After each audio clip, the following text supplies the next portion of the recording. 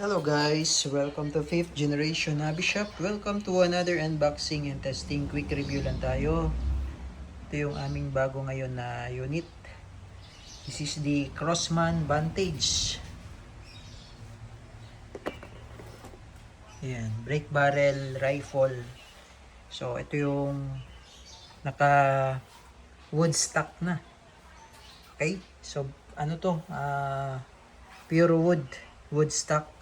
Brake barrel caliber 22 pellets. Ang bala niya ay 22. Yan.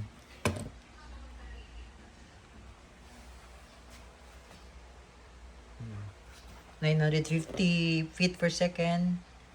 Ayan o. Nitro piston powered. Ito yung bago ngayon.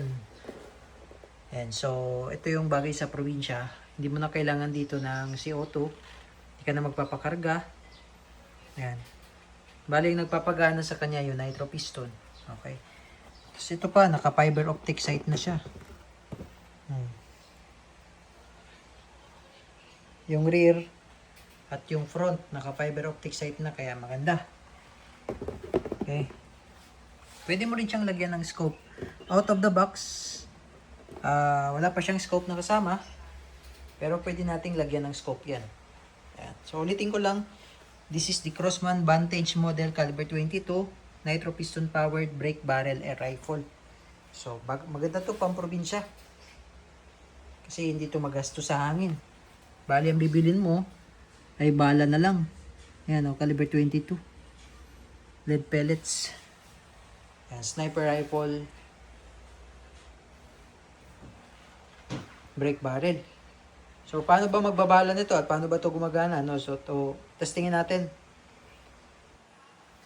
Okay. So, bali, ang nagpapagana sa kanya ay yung kanyang nitro piston. Ayan, o. Ayan, yan yung nitro piston.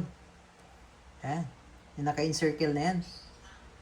Ayan yung nitro piston. Ngayon, para gumana siya, ang pagkakasan niya, babaliin mo. Kaya siya brake barrel. Ayan. Ayan, up to 950 EPS using the caliber 22 lead pellets. So, ganito pagbabali niyan. Ayan. Oh. Ayan. Tapos, dito mo lulod ngayon yung bala. Ito yung ating caliber 22 lead pellets na pointed by Umarex Cobra. This is 16.98 grains. Ayan, or 1.1 grams. So, lulod mo siya dyan. Then, babalik mo siya. Single shot.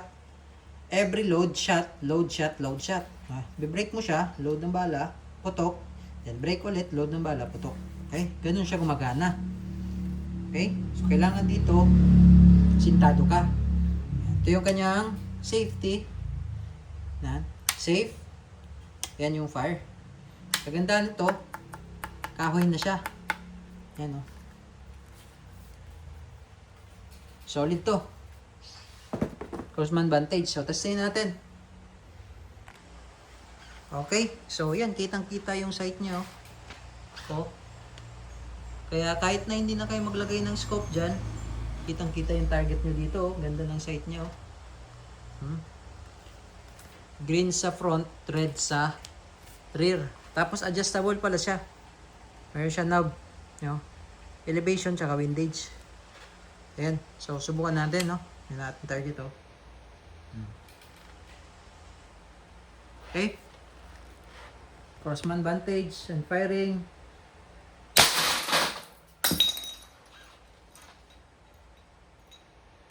Grabe siya. Nadurog. Lakas, 950 PS. Caliber 22 lead pellets. Solid to.